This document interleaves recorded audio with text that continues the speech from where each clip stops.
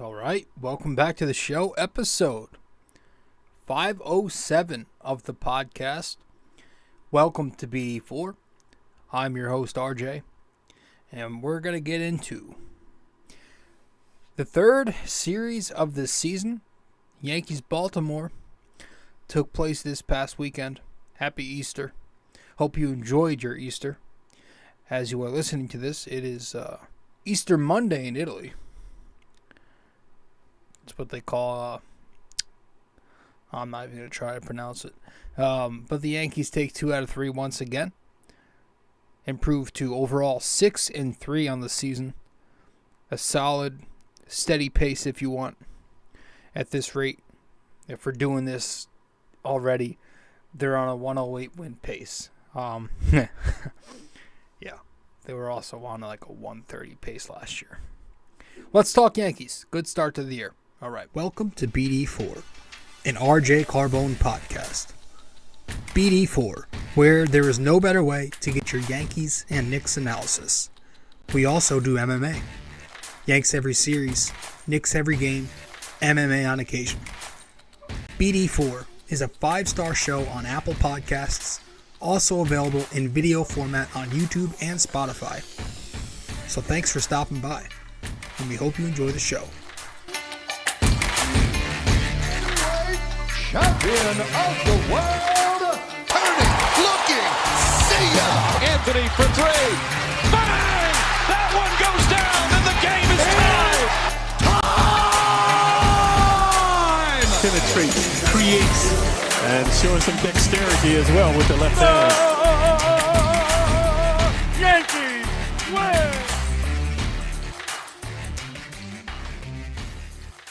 win! All right. Welcome to the show, episode 507 of the podcast. I'm your host, RJ, and you are listening to episode 507 of BD4. We're not going to waste time. We're going to get right into the episode here.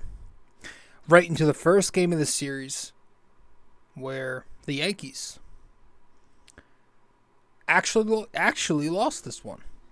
So in the first 2 series of the season, they've won the first and third game of the set. This time around, the Yankees lost the first one and then won the second and third. But in game 1, which took place on Friday afternoon and took place 3 p.m. on the East Coast, this was supposed to be, was it fucking Thursday? Fuck.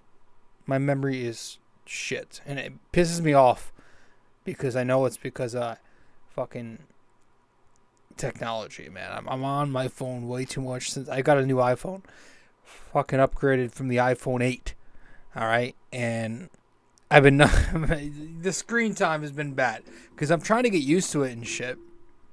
It's a bigger screen, it's brighter, and like I'm telling you, man, my resolution this year is supposed to be getting off the phone. The screen time needed to reduce, and I'm telling you that fucks with your memory. It just melts your brain. Went on a tangent there. The Yankees lose the first game of the set 7-6.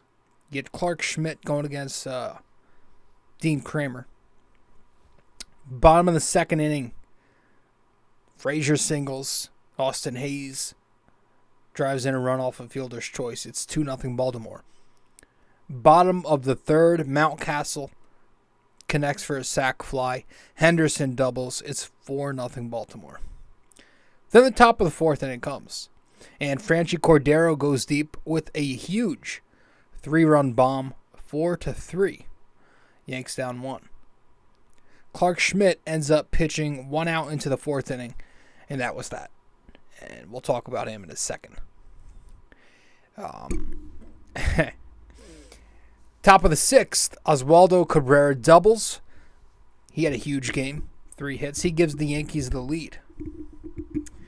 It's 5-4 Yankees after the top of the sixth, but the game's tied in the bottom half of the sixth when Adley Rutschman, and talk about having yourself a series, ties the game with a base hit off Marinaccio. It's 5-5. Bottom of the 7th, Jimmy Cordero's in the game, pitching. Urias doubles off of him, and Baltimore takes the lead back 6-5. Top of the 8th, the Yankees try coming back one more time. Oswaldo again comes through with an RBI, base hit. Cuts it to 7-6.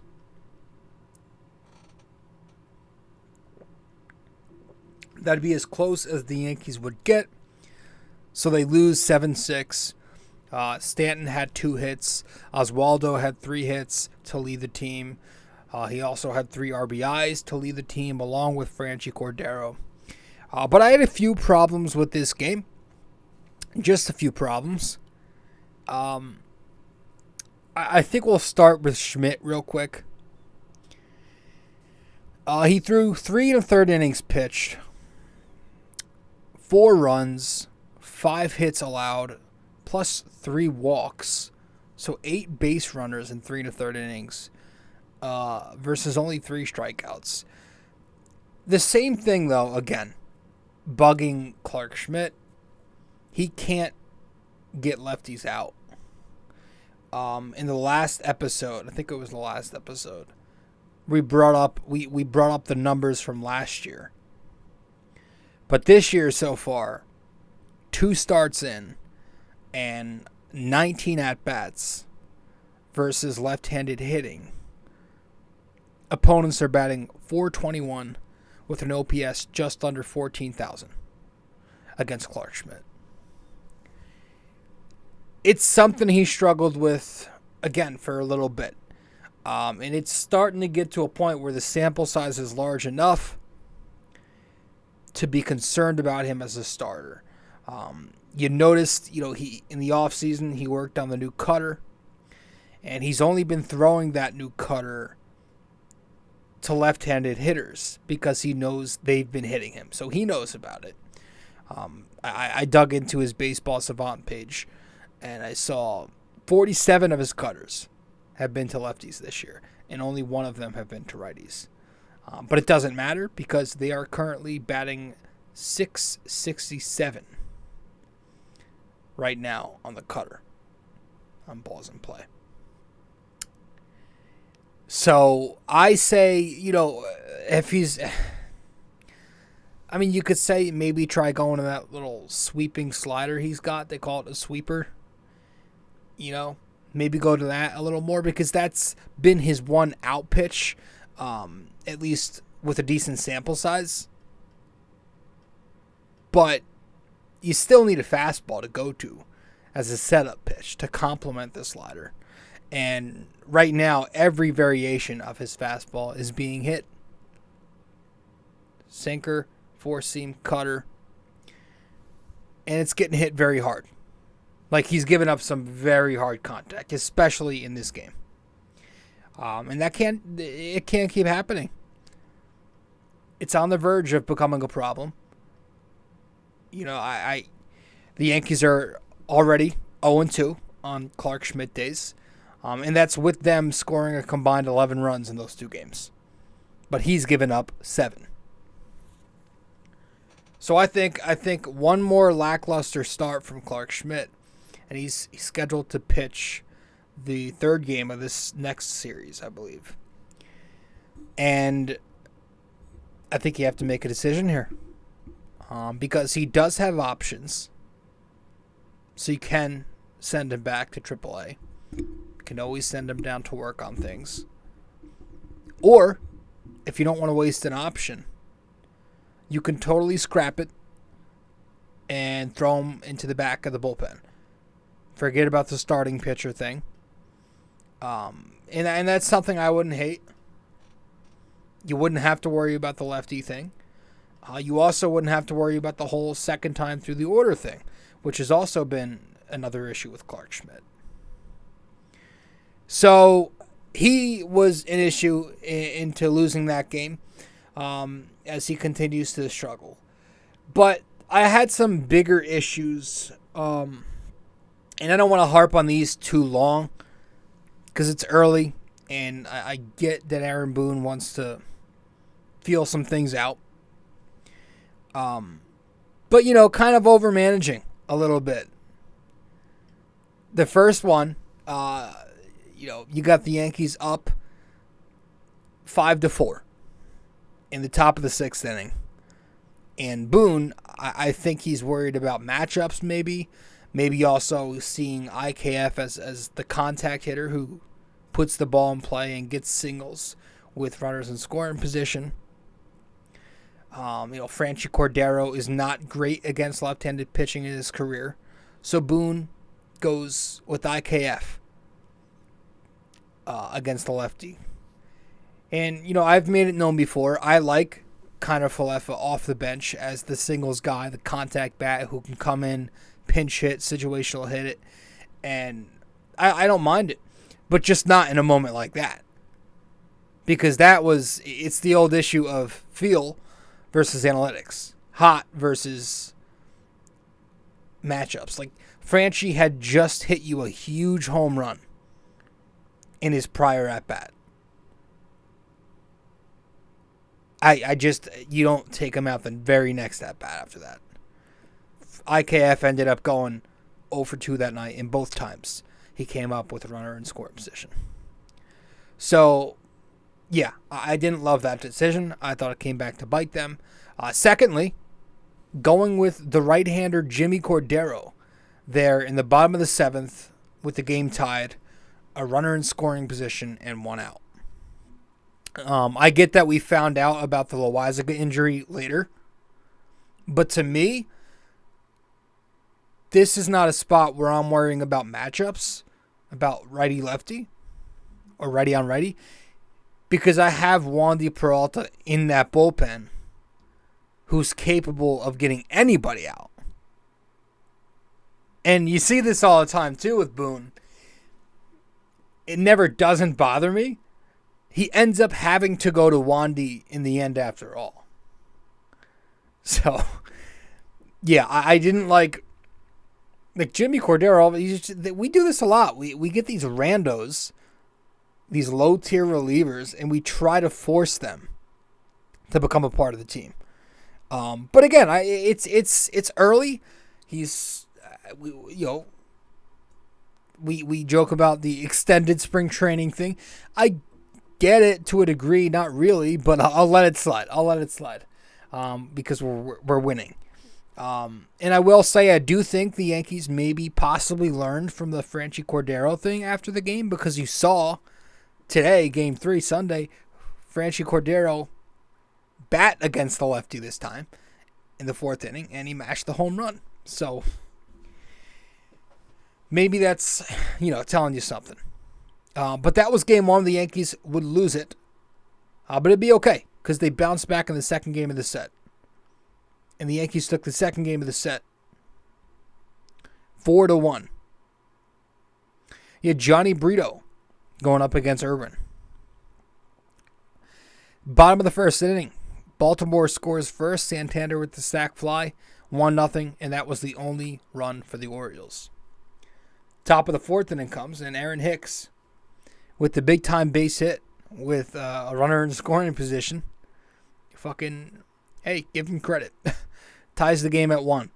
Top of the 5th, DJ LeMahieu doubles to left field. Aaron Judge picks up the sac fly, and Giancarlo Stanton mashes a home run. Big home run. It's 4-1 Yankees. Jhony Brito ends up going 5, and then it's King, Peralta, and Holmes after that in relief for the 4 shutout innings after. So the Yankees win 5-1. Stanton 2 hits to lead the team, an RBI for Stanton, DJ, Judge, and Hicks. You had Volpe triple. Also, Glaber looked great. So this was a good win. Needed win, because if you lost, you go 4-4. But now we're looking at a team who's 6-3, 2 wins later. But how about Jhony Brito? And I'm going to give Jhony Brito a tip of the cap for his performance in this series. Great job for Jhony Brito. Jhony Brito, 5 innings, 1 run, 3 hits, 2 walks, 2 strikeouts, no home runs allowed. he was good, and he's been good so far. And, I went to the third game in the opening series, the third game of the season. Jhony Brito was scheduled to pitch, and there were Yankees fans all around, and we were all talking with him. We were like, who the hell is this guy? And my brother goes to us. He's like, what if this guy actually ends up being pretty decent? And so far, so good. The velocity was good on his fastball. He's interesting because he doesn't have a deep pitch mix. He's maybe got 3 pitches, 4 pitches, but he only goes to 2. But he's gotten outs in the early on here. He's got the job done. He just gets outs, and he does it pretty stress-free. A lot of first pitch balls in this game. But what I liked is that he battled back from behind in the count, especially on those 3-0 counts, and he made it work. He wasn't extremely sharp either. 92 pitches were thrown in just 5 innings. That's a lot of labor. But he found his way through another solid 5-and-fly outing. And I think you have to keep this kid around more. Let him be in the rotation, man. I'm glad he's back up here. I expected him to be back at some point. But obviously with the Donaldson injury, he's up sooner than a lot of people thought. But he's been good. I don't know if he's going to continue to pitch like this. We will see. But it's good because after the Giants series, you wanted to see it against a better lineup, and the Orioles have a young, promising lineup, and he shut them down pretty well. So that was all I had for the second game. I don't have much more on my notes. Let's get to the third game of this series, which took place earlier today. So, Game 3, the Yankees win 5-3. Nestor Cortes going up against Wells. And the Yankees do what I love. And they scored early. I love when the Yankees get on the board in the first inning. I would love to know their record when they score before the other team does. I would love to know their record when they score in the first inning. Because I feel like there's something that you could find something. Stanton singles in the first inning to bring in a run. It's 1-0. Judge, his first homer of the game, comes in the third. It's 2-0. Franchy Cordero then goes deep in the fifth. 4-0. Nestor goes 5 1/3. Bottom of the sixth. The runs were charged to Nestor because he leaves with traffic on the bases. Abreu comes in, but Santander doubles off Abreu to bring in 2. It's 4-2. Yankees up 2. Top of the 8th, Judge, his second home run of the game. Did you know that Aaron Judge has now broken Don Mattingly, or passed Don Mattingly on the Yankee home run list? That's insane to me. So I heard that earlier tonight on a podcast, and I was like, wow. I had to go look it up on Baseball Reference. Yeah. Yeah. That's pretty cool. 11th already. He made it 5-2 in the 8th. Bottom of the 8th, Adley Rutschman goes deep for his 4th hit of the afternoon. And it made it 5-3, but that'd be as close as they'd come. Clay Holmes closes it in the 9th. It was Abreu, Marinaccio, Cordero, and Holmes after Nestor. So the Yankees win 5-3. Judge picked up 3 hits, 2 RBIs, 2 home runs. Rizzo, a couple hits. Franchy Cordero, a couple hits, home run, 2 RBIs. Nestor looked good again. 5 innings for Nestor Cortes. 5 1/3. 2 runs, 4 hits, 2 walks, no homers, 5 Ks. I feel like he's pitched a lot against Baltimore in his career, and he usually does pretty well. It's obviously his former team, but he was very accurate in this one. Precise with that low fastball. Was also elevating with that cutter upstairs, that upstairs cutter today. Did the little Louis Tiant delivery. Long hesitation there in the leg kick, which was pretty funny. But yeah, he had a good game. He just, he ran into a little trouble later on, but still a decent outing for Nestor, who is off to a nice start this season. Hoping they eventually allow Nestor to go deeper into games and throw more pitches, like sooner rather than later. But he looked good. I'm going to give a tip of the cap to Clay Holmes. Clay Holmes closed this game, picking up his second save of the series and third save on the season already. He looks back. I don't think he's going to be 0.25 ERA Clay Holmes again, but the sinker looks good. It's hard, and it's got that heavy sink to it. His first outing or two, he got banged around a little bit. It looked like it had more two-seam tail to it, running arm side. But that sink has been back in his last few appearances, and he's getting outs. Today I think he was 1, 2, 3. So I gave him the tip of the cap. Honorable mention this series to Wandy Peralta, who also pitched very well out of the pen. But on the batting side of things, the Yankees had a good hitting series. Solid. The lineup has been steadily solid all year. They haven't erupted yet, but they're consistently scoring 5+ runs a night. They're hitting the home run. This series, the Yankees actually hit a little bit more with runners in scoring position, so that was a nice change. They batted .296. They only averaged 8 strikeouts a night in this series. Yeah, guys are hitting. Franchy Cordero, after today, he's now 5 for 14 on the season. That's .357. He's got 7 RBIs already, 3 extra base hits already.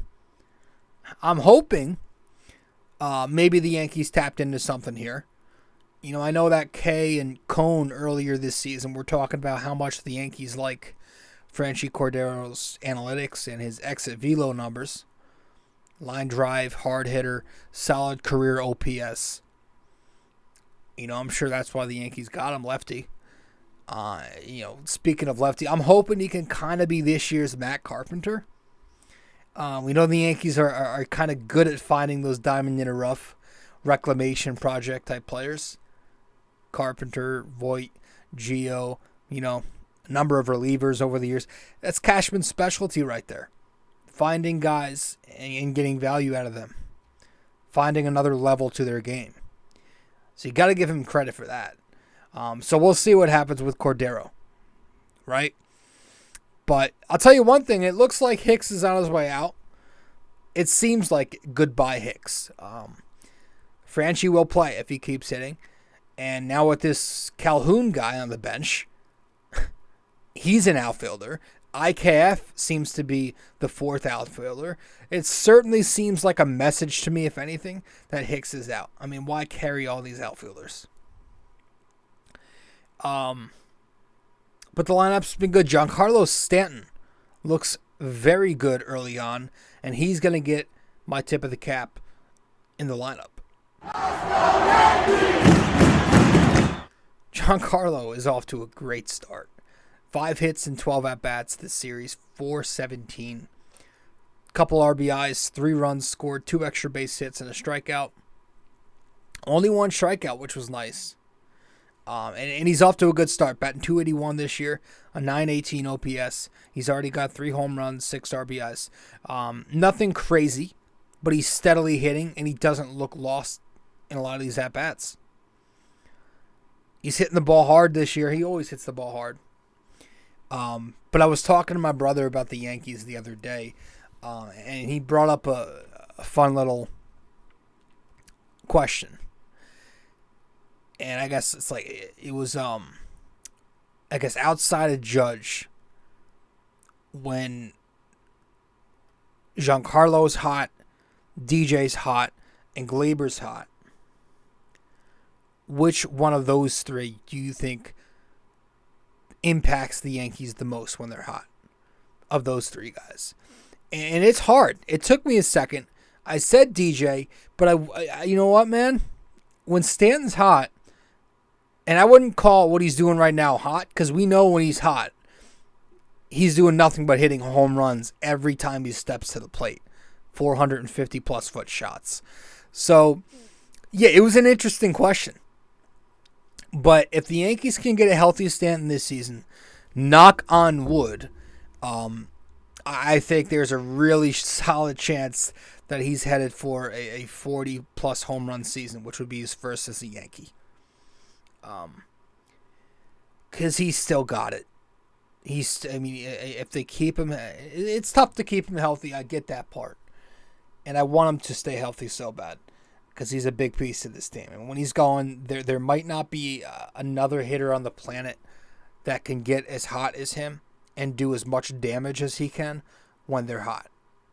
I think his ceiling, his upside when he's on is possibly top 3 in baseball.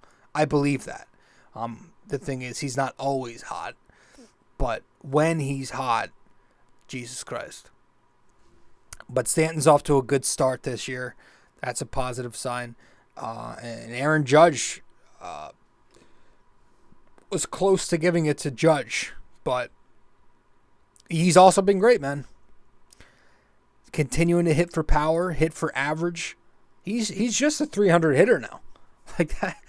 He hits 300. He plays great defense. He's been great. Now Glaber didn't hit today. He was over. But he's been an on-base machine.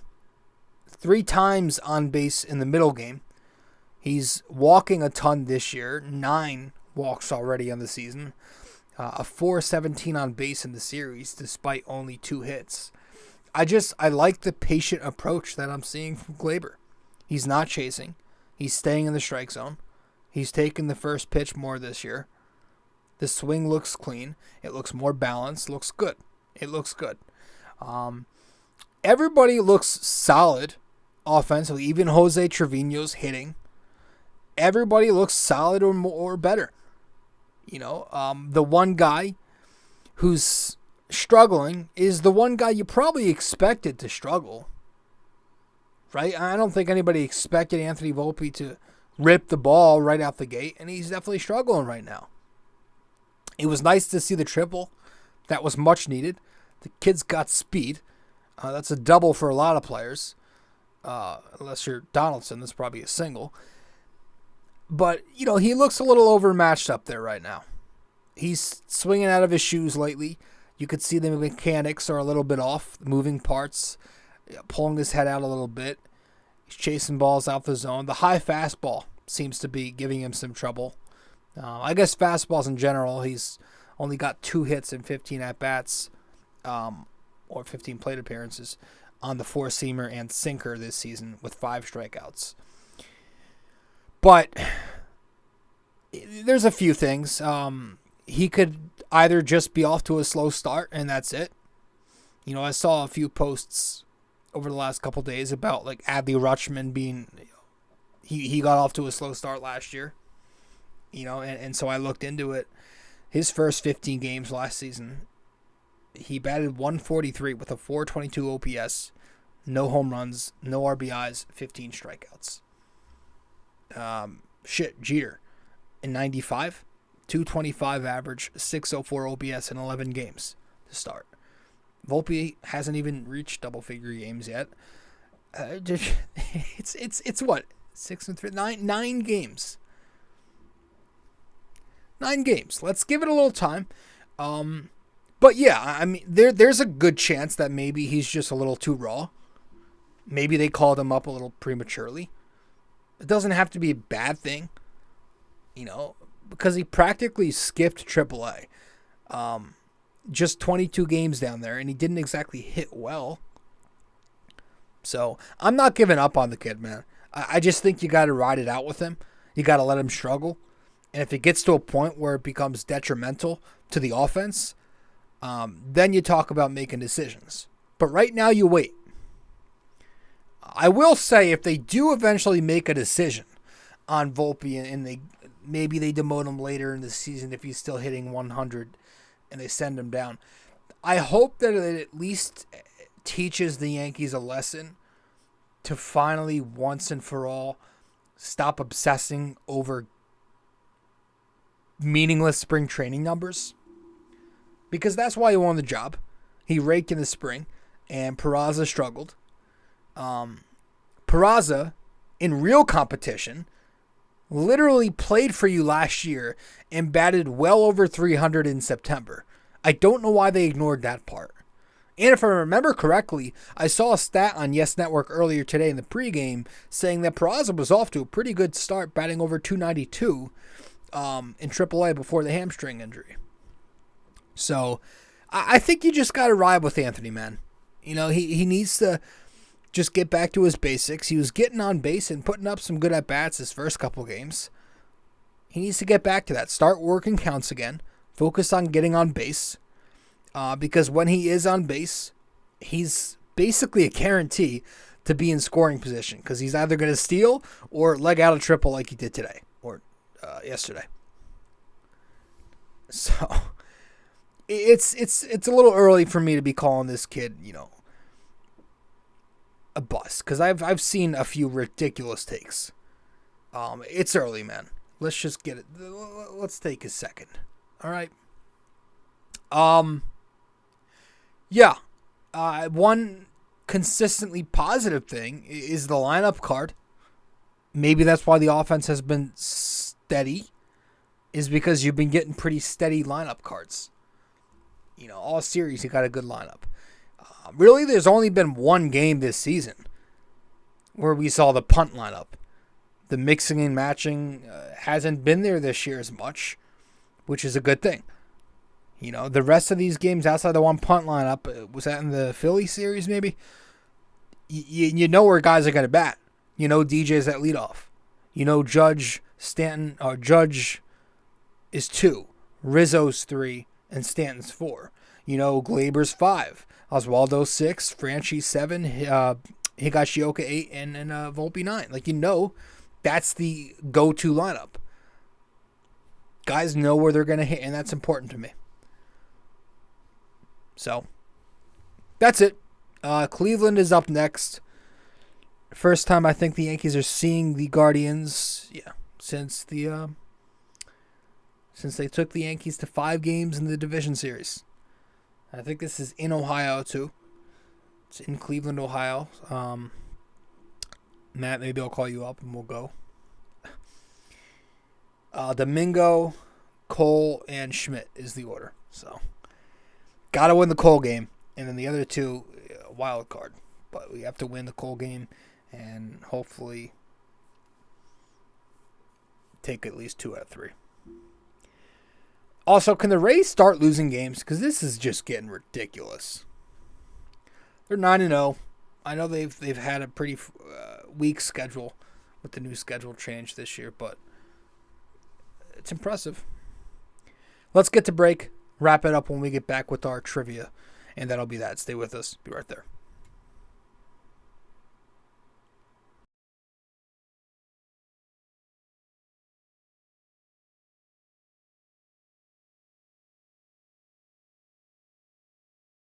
And you can also find me on Instagram at RobJCarbone. Well, sorry about that. All right. Welcome back to the show. If you are new here, be sure to subscribe to the podcast. Download these episodes. Share them on social media. You can find BD4 on Facebook, Twitter, and Instagram. On Facebook, I'm at BD4. On Twitter, search BD4Pod. At BD4Pod. And you can also search at BD4Pod on Instagram, or you can find my personal Instagram at RobJCarbone. I also have a website. Go to BD4blog.com. Let's get to our trivia in about 30 seconds. BD4 is located on many different platforms. You can listen to the podcast on Apple Podcasts, and if you do there, be sure to give us a 5-star rating and review. You can listen to it on Spotify, but you can also watch the podcast on both Spotify and YouTube. BD4 is available on many other platforms as well. All you got to do is search it up. Apple Podcasts, Spotify, YouTube, and much more. All right. Welcome back to the show. I'm your host, RJ Carbone. Let's wrap this up with our NYY-NYK-MMA trivia question of the day.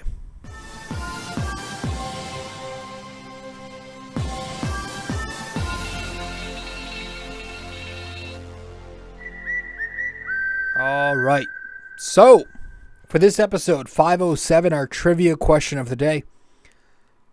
5 different Yankees have ever hit multiple home runs in one inning, but only one has done it twice. Who? All right. 5 different Yankees have ever hit multiple home runs in one inning. Only one has done it twice. Who? So let me know the answer wherever you can reach me. If you get the answer correct, I'll give you a shout out in the next episode in front of all 2 of my listeners. 5 different Yankees have ever hit multiple home runs in one inning. Only one has done it twice. Who? That's it. Episode 507 is in the books. The Yankees take 2 more in Baltimore this weekend, going to 6-3 on the season, and they've got the Cleveland Guardians up next. That's it for 507. We'll talk more Knicks very soon. I would like to have a UFC episode out because that was a hell of a card this weekend. Wow, that pay-per-view was crazy. So much to unpack there. I really want to get one out, but it's going to be tough because getting busy with work and school lately too. So we'll see. But I'm definitely going to have a little playoff preview from the Knicks, for the Knicks, and that'll be out soon. The Yankees will keep doing our thing. It's going to be busy here, but we'll try to make it work. All right, thank you, and I'll see you when I see you, which is very soon. 507 is in the books. BD4, episode 507. All right, thanks. Later. This episode was brought to you by Anchor.